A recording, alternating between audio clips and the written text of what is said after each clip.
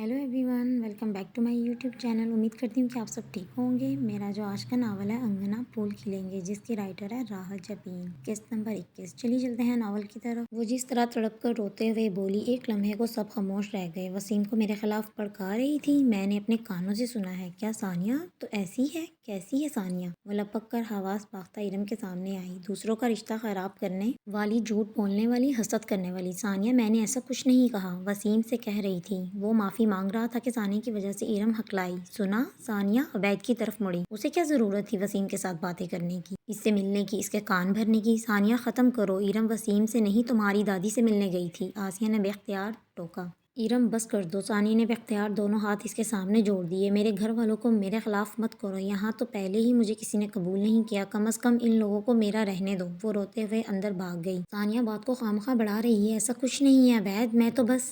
इरम, अवैध ने संजीदगी से टोका। तुम्हें वहाँ जाना नहीं चाहिए था। अब हर जगह हर बात पर सानिया ही तो गलत नहीं हो सकती। वो कहकर रुका नहीं, बल्कि सानिया के पीछे चला गया। इरम ने मारे सदमे के मुड़कर माँ बाप को देखा। इसने क्या सोचा है? मैं वसीम से मिलने गई थी। बाहर से अफान की गाड़ी का हारन सुनाई दिया। इसने कहा था जल्दी जल्दी में है, अंदर नहीं आएगा। बात को यही ख़त्म कर दो। तफीक ने नरमी से इसका सर थपथपाया। जाओ हाथ मुँह धो लो, मैं तब तक इससे सलाम दुआ कर लेता हूँ। मुँह ठीक कर लो। अफान को इन बातों की भनक नहीं पड़नी चाहिए। आसिया ने दुखी दिल को संभाला, मगर दिमाग कह रहा था कि सानिया की गुस्ताखियाँ बढ़ने लगी हैं, इस बात को यहीं ख़त्म नहीं होना चाहिए। वो अपना हुलिया और मिजाज दुरुस्त करके ही बाहर आई थी, मगर आईने जैसे लोग कहाँ खुद को छुपा पाते हैं। वो मेके से वापस आती तो बहुत खुली खुली होती, मजाज खुशगवार, सादा लहजा शौखी लिए होता। मगर आज वो चुप थी, लबों पर बिखरी मुस्कुराहट मसनूई सी लगी और आंखें उदास। क्या बात है, चेहरे पर उदासी के बादल क्यों छाए हुए हैं? मुझे नहीं पता था आप मुझे इतना गौर से पढ़ते हैं। वो अंदर से डरी और ऊपर से खिलखिलाकर हंसती। तुम्हारी मोहब्बत में शायर हो गया हूँ। जाने दें, बीवियों पर शायरी किसने की है?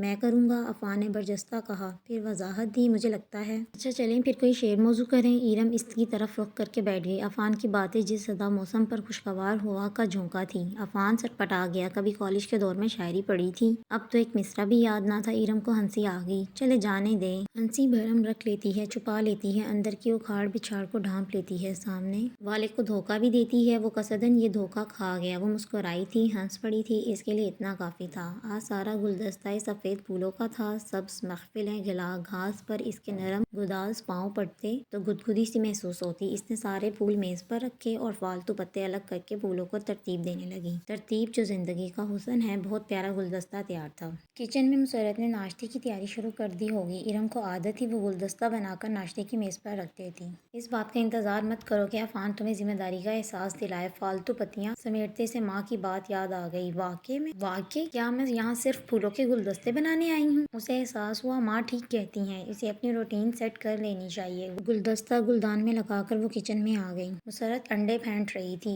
क्या बन रहा है? इसने खुशगवार अंदाज में पूछा। भाभी वही जो रोज बनता है। वो मुस्कुराई। चलो फिर आज अच्छा सा बनाते हैं, मैं तुम्हारी मदद करती हूँ। इसने फ्रिज खोलकर जायजा लिया। नहीं भाभी, बीबी जान नाराज होंगी। मुसरत घबरा गई। नहीं होंगी, मैं अपनी मर्जी से कर रही हूँ। तुम पर भी तो काम का कितना लोड है, थक जाती होगी। थक तो जाती हूँ, इसने मिसमिसी सूरत बनाकर कहा। चलो अब मिलजुल कर लेंगे, इरम ने कहा तो वो खुश हो गई। बहुत अरसे के बाद घर में आलू के पराठों की खुशबू फैली तो हाजरा को खुशगवार सी हैरत ने घेर लिया। तभी इरम इन्हें नाश्ते के लिए बुलाने आ गई। आज नाश्ते में कुछ खास है क्या? उन्होंने टेबल का जायजा लिया। खास तो नहीं, बस थोड़ा सा एहतमाम किया है। इरम ने इन्हें कुर्सी खींचकर बैठने में मदद की। मेज पर आज रौनक सी थी। हाजरा को याद आया जब सब बच्चे यहाँ होते थे तो वो भी ऐसे ही एहतमाम किया करती थी। इरम अफान को बुलाने चली गई। वो इसकी सब चीजें पहले ही निकाल कर रख गई थी। वो तैयार होकर बाल बना रहा था। लगता है मिसेज ने ऑफिशियली घरदारी शुरू कर दी है। उसे अच्छा लगा था। यही समझ ले, कब तक नई नवेली दुल्हन बनी रहूंगी। वो जल्दी जल्दी बिखरी चीजें ठिकाने लगाने लगी। अफान के अंदर सर्द सी लहर उठी। जब तक मैं जिंदा हूँ अफान। इरम तड़प कर सीधी हुई। क्या हुआ? मौत तो बरहक है, कभी भी कहीं भी आ सकती है, सर्द लहजे में कहता वो बेहद जालिम सा लगा। इरम ने गुस्से से चादर झटकी और सामने आई। मौत बरहक है, मगर इसका जिक्र इतनी सफाकी से नहीं करते, मैंने सादगी से कहा है। इसने दिलचस्पी से इरम के तिल मिलाते चेहरे को देखा। किसी भी तरह नहीं करते, इरम ने कहा। हकीकत से नजरें चुरा लेते हैं? अफान ने पूछा। साथ के दायमी होने की दुआ करते हैं, इरम ने कहा। तो आओ फिर मिलकर करते हैं। अफान ने इसके हाथ में अपने हाथ में ले लिए। या अल्लाह, हमें इतनी लंबी रफाकत नसीब फरमा के हम बच्चों की शादियां देख सकें। इरम ने आंखें सकोड़ कर उसे देखा। बच्चे क्यों, पोते पोतियां क्यों नहीं? इरम ने इस बात में गड़बड़ گردن ہلائی۔ ایک بات تو بتاؤ، بھابھی کے بھائی سے شادی ہوئی ہوتی تو اس سے بھی یہی کہتی؟ اس نے شرارت سے چھیڑا۔ ارم کو اچھا نہیں لگا۔ اس کے منہ سے سننا ہوتا تو اس سے شادی کر لیتی۔ ارم نے ہاتھ چھڑائے۔ اس نے بہت محتاط انداز میں عفان کو بتا دیا تھا کہ ثانیہ پرپوزل لائی تھی، لیکن ارم نے انکار کر دیا تھا۔ کیوں؟ مجھے پسند نہیں تھا۔ ارم نے کندھے اچکا کر بات ختم کر دی۔ وہ نہیں چاہتی تھی کہ عفان کو یہ بات کسی اور طرح سے معلوم ہو۔ آ جائیں، ناشتہ ٹھنڈا ہو رہا ہے، باتوں میں ہی لگا لیتے ہیں۔ ناراضی سے کہہ کر چلی گئی۔ عفان مسکرا دیا، پھر آئینے میں اپنا عکس دیکھ کر چونکا۔ وہ بات بے بات مسکرانے لگا تھا۔ ارم کی خوبصورت رفاقت نے اسے غیر محسوس انداز میں بدلنا شروع کر دیا تھا۔ جادوگرنی ہے پوری، وہ جھنجھلا کر بڑبڑایا۔ گھر کا ماحول یکسر بدل گیا تھا۔ آسیہ کا اس سے بات کرنے کا دل ہی نہ چاہتا۔ خود ثانیہ بھی منہ پھولائے کمرے میں گھسی رہتی۔ رو رو کر عبید کو اس بات کا تو یقین دلا ہی دیا تھا کہ ارم نے کچھ فضول باتیں کی ہیں جس سے وسیم اس کے خلاف ہو گیا ہے، جس کا سب سے بڑا ثبوت یہ تھا کہ وہ ثانیہ کو اپنے ساتھ تاریخ طے کرنے بھی نہیں لے کے گیا تھا۔ عبید جتنا خیال رکھنے والا بھائی تھا، اسے ثانیہ کی تکلیف سمجھ میں آ رہی تھی۔ حالانکہ ثانیہ اتنی محبت کرنے والی بہن نہیں تھی۔ وہ اس کی دل جوئی کرتا، جس سے آسیہ کا دل اور خراب ہو جاتا۔ تم کہو تو میں وسیم سے بات کروں؟ عبید نے کئی بار کہا۔ نہیں، کوئی ضرورت نہیں، یہاں کوئی بھی مرا نہیں۔ میرا وجود سب کے لیے فضول اور بیکار ہے۔ میں کسی کے لیے بھی اہم نہیں ہوں۔ میں کسی کو خوش نہیں رکھ سکتی۔ میں بالکل بیکار ہوں۔ وہ روتی کرلاتی۔ عبید کا دل مٹھی میں آ جاتا۔ اسے لگ رہا تھا کہ وہ دھیرے دھیرے ڈپریشن کی طرف جا رہی ہے۔ عبید کی محبت اور توجہ ہی اسے اسی کیفیت سے نکال سکتی تھی۔ وہ اپنی سی کوشش کر رہا تھا۔ اس کا پسندیدہ کھانا آرڈر کرتا، شام کو باہر گھمانے لے جاتا۔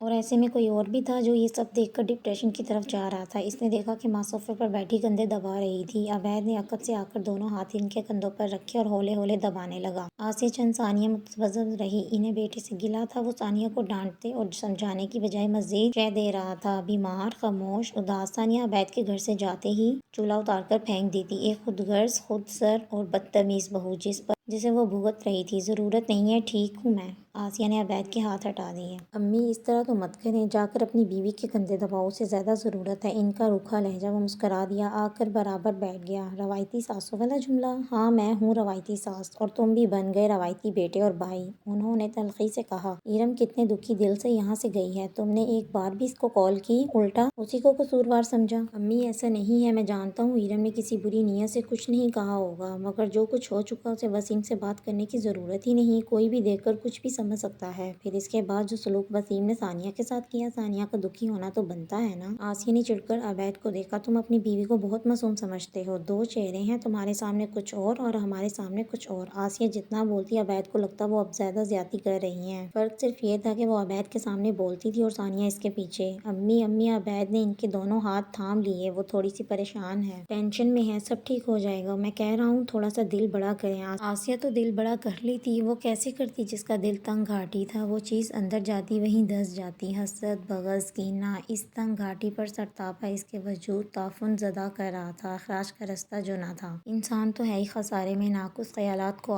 تو آتے ہی ہیں، مگر کامیاب تو وہی ہے جو ان ناقص خیالات کو گزر جانے دے، اپنے وجود میں مہمان بنا کر نہ ٹھہرا لے، ان کی خاطر تواضع نہ کرے، انہیں پلنے پھولنے نہ دیں۔ کچھ کام اللہ کے لیے بھی کرنے چاہیے، ہر چیز کا صلہ انسان نے تو نہیں دینا۔ ثانیہ نے دیکھا بیٹا ماں کے ہاتھ محبت سے چوم رہا تھا۔ وہ مسکرا دیتی، گزر جاتی، کل کو اس کی اولاد بھی اس کے ہاتھ چومے گی۔ دنیا مکافات عمل ہے، صرف برے اعمال ہی نہیں، اچھے اعمال بھی آپ کے سامنے آ جاتے ہیں۔ روپ بدل کر، بھیس بدل کر، کسی اور شکل میں وہ غصے سے بھری کچن میں آئی۔ پلاؤ دم پر تھا اور وہ پھٹنے کو تیار۔ اس نے ڈھکن ہٹایا، گرم بھاپ اس کی آنکھوں تک آئی۔ کچھ برا کریں تو آنچ آپ کو بھی آتی ہے۔ اس نے بہت سا نمک چاولوں میں جھونک کر دم لگا دیا۔ اس کی ذات تنگ گھاٹی تھی جس پر لاوا ابلتا رہتا تھا۔ گھر میں پلاؤ کی خوشبو کے ساتھ نمک کی کڑواہٹ بھی تھی۔ کھانے کو کیا تھا، باہر سے آ گیا، کوئی بات نہیں، ہو جاتا ہے، انسان بھول کر دوبارہ بھی ڈال دیتا ہے۔ توفیق نے تسلی دی۔ بھول کر نمک چاولوں کے اندر ڈالتا ہے، اوپر سے چھڑکاؤ تو نہیں کرتا؟ کچے نمک کا ذائقہ زبان کو فوراً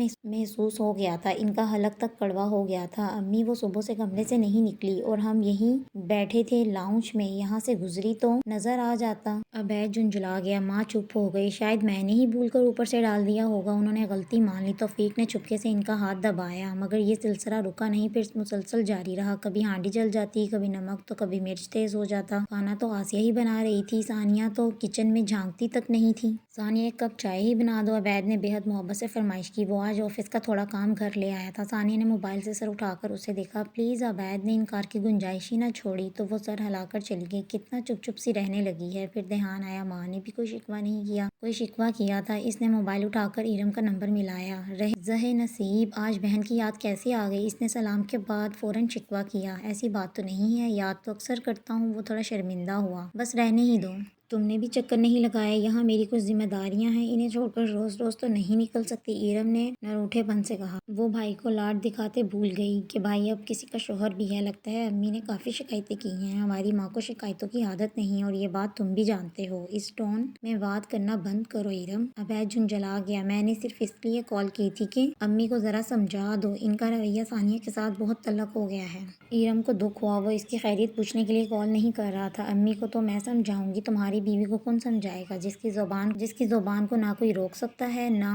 میرا خیال ہے میں نے غلطی کی تمہیں کال کر کے۔ عبید نے غصے سے کال کاٹ دی اور بڑبڑایا۔ ہر کسی کا لہجہ اور انداز بدل گیا ہے، عبید کیا کریں؟ عبید تمہارے پاس ماچس ہے؟ ثانیہ عجلت میں اندر آئی۔ میں نے کس کو آگ لگانی ہے؟ وہ جھنجھلایا۔ اچھا لائٹر دے دو، میں سگریٹ پیتا ہوں۔ وہ مزید چڑ گیا۔ تو میں چولہا کس سے جلاؤں؟ ماچس نہیں مل رہی، نیا ڈبہ بھی نہیں مل رہا۔ امی سے پوچھا انہوں نے کہا میں کون سا چھپا لیتی ہوں۔ اچھا رہنے دو، مجھے چائے نہیں پینی۔ ابھی تو طلب ہو رہی تھی۔ عبید نے چڑا کر اسے دیکھا۔ اچھا میں امی سے مانگ کر لاتی ہوں، خدا کا واسطہ ہے۔ وہ غصے سے کھڑا ہوا۔ اب ماچس وہاں لینے جاؤ گی؟ ثانیہ نے اسے جاتے دیکھ کر کندھے اچکائے اور موبائل کھول کر دیکھنے لگی۔ پھر اسے ہنسی آ گئی، نہ جانے کیوں۔ آسیہ نے اپنی دوائیں نکالنے کے لیے دراز کھولی تو حیران پریشان رہ گئی۔ ماچس کا ڈبہ میری دراز میں؟ ابھی وہ پوری طرح حیران بھی نہ ہوئی ہو پائی تھی کہ عبید اندر آیا، یقیناً کچھ پوچھنے آیا۔ ماں کے ہاتھ میں جو دیکھا وہ ناقابل یقین تھا۔ وہ ماچس کا ڈبہ اپنی دراز میں چھپانے والی تھی۔ وہ جس طرح آیا تھا اس طرح پلٹ گیا۔ ماں کو ٹوک کر شرمندہ نہیں کرنا چاہتا تھا، مگر بات حد سے بڑھ رہی تھی۔ کیا ماں ثانیہ کی دشمنی میں یہ سب کر رہی تھی یا وہ سائیکو ہو رہی تھی؟ اس نے بہت دیر تک سڑکیں ناپی۔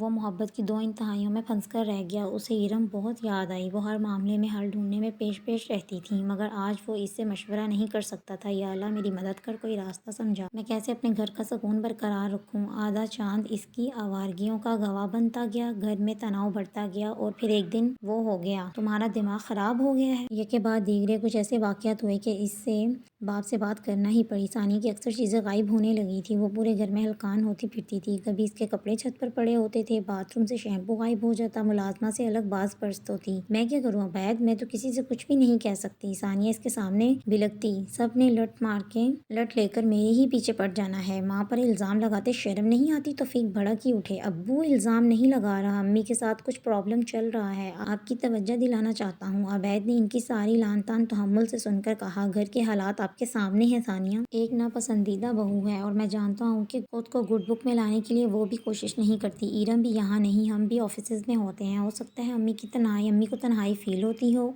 اور شرر بار نگاہوں سے اسے دیکھا۔ اس اور کی وضاحت سے پہلے ہی کچن میں شور سا اٹھا۔ وہ دونوں چونکے پھر بھاگے۔ ثانیہ نے پین کا ڈھکن اٹھایا، اس سے کبل کے نمک کا ڈبہ الٹ دی۔ اس کی کلائی آسیہ کی گرفت میں تھی۔ ایک لمحے کو ثانیہ بوکھلا گئی۔ کیا لگتا ہے سالن میں نمک تیز کر کے، جلا کر، چیزیں غائب کر کے مظلوم بن جاؤ گی؟ عبید کو ہمارے خلاف کر لو گی؟ آسیہ نے کلائی کو جھٹکا دے کر چھوڑ دیا۔ ثانیہ نے نمک کا ڈبہ واپس رکھا۔ وہ تو پہلے ہی خلاف ہے، میں نے کیا کرنا ہے؟ ثانیہ اب بھی سمجھا رہی ہوں، باز آ جاؤ، ایسی حرکتیں صرف گھر برباد کرتی ہیں۔ آپ کی تو دلی خواہش ہے میرا گھر برباد ہو۔ اس نے استہزائیہ انداز میں ساس کو دیکھا۔ میں تو تمہاری ذہنیت اور اصلیت بہت پہلے ہی جان گئی تھی، عنقریب میرا بیٹا بھی جان لے گا۔ آسیہ کا دل اس سے بالکل کھٹا ہو چکا تھا۔ بیٹا اتنا ہی پیارا تھا تو نہ کرتی اس کی شادی؟ زندگی تو میری برباد ہوئی ہے، اپنی بیٹی کو تو بیاہ دیا بڑے گھر میں، اور میں یہاں ڈربے میں بند ہو کر رہ گئی ہوں۔ بیٹی جو مرضی گل چھڑے اڑاتی پھرے، میں اپنی مرضی سے سانس بھی نہیں لے سکتی؟ ثانیہ ان کا ہاتھ اٹھا اور رک گیا۔ بکواس بند کر لو ورنہ میں سچ میں تھپڑ مار دوں گی۔ ثانیہ نے اونچا اونچا رونا شروع کر دیا۔ عبید اور توفیق تیزی سے اندر داخل ہوئے۔ کیا ہو رہا ہے؟ اپنی بیوی کو میری نظروں سے دور لے جاؤ۔ آسیہ غصے سے کانپ رہی تھی۔ ثانیہ عبید کے بازو سے آ لگی۔ میں نے سوچا آنٹی سے ہر روز کھانا خراب ہو جاتا ہے تو میں بنا لیتی ہوں، انہوں نے تو مجھ پر ہاتھ ہی اٹھا لیا، میں اس کے جھوٹ سن کر پاگل ہو جاؤں گی۔ آسیہ نے سر پیٹ لیا۔ عبید ثانیہ کو باہر لے گیا۔ توفیق آسیہ کو ٹھنڈا کرنے لگے۔ کیا حال ہو گیا ہے؟ ثانیہ رک گئی، مڑ کر دیکھا تو فرق سیڑھیوں پر بیٹھا چنے کھا رہا تھا۔ پتیلی پر رکھے بھنے کالے چنوں میں سے وہ ایک ایک دانہ منہ میں ڈالتے ہی اسے ہی دیکھ رہا تھا۔ تم کب سے یہاں موجود ہو؟ ثانیہ نے ناگواری سے پوچھا۔ جب تم پورے زور و شور سے اپنے دکھڑے بیان کر رہی تھی۔ اس نے ہاتھ جھاڑے۔ ثانیہ نے لب کھینچ لیے۔ کمبخت نے سب کچھ سن لیا تھا۔ فرق اٹھ کر سامنے آ گیا، سر تاپائے تعصب سے اسے دیکھنے لگا۔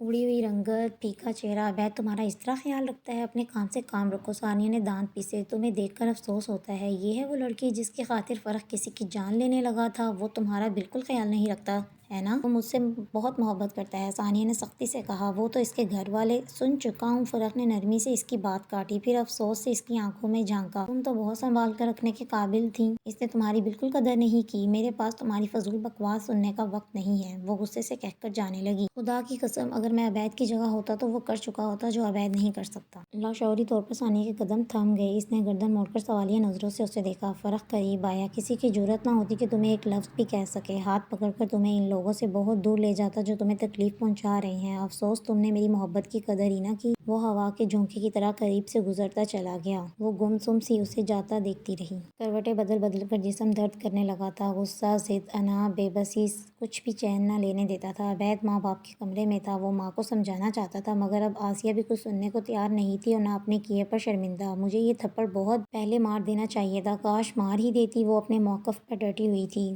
توفیق کی مصلحت پسندی بھی انہیں سمجھانے میں ناکام رہی تھی۔ عبید مایوس ہو کر اپنے کمرے میں آ گیا، وہ کروٹ بدلے سسکیاں بھر رہی تھی۔ عبید نے قریب بیٹھ کر اس کے بازو پر ہاتھ رکھا۔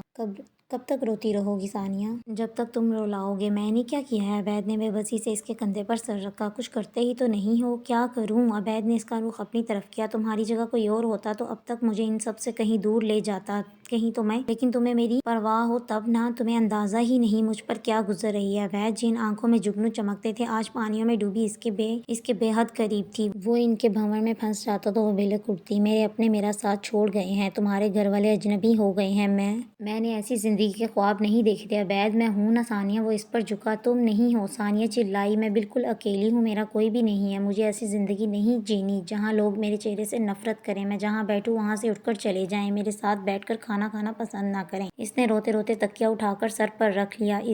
میں نیکسٹ ایپیسوڈ جلدی اپلوڈ کروں گی، تب تک کے لیے اللہ حافظ، اپنا خیال رکھیے گا۔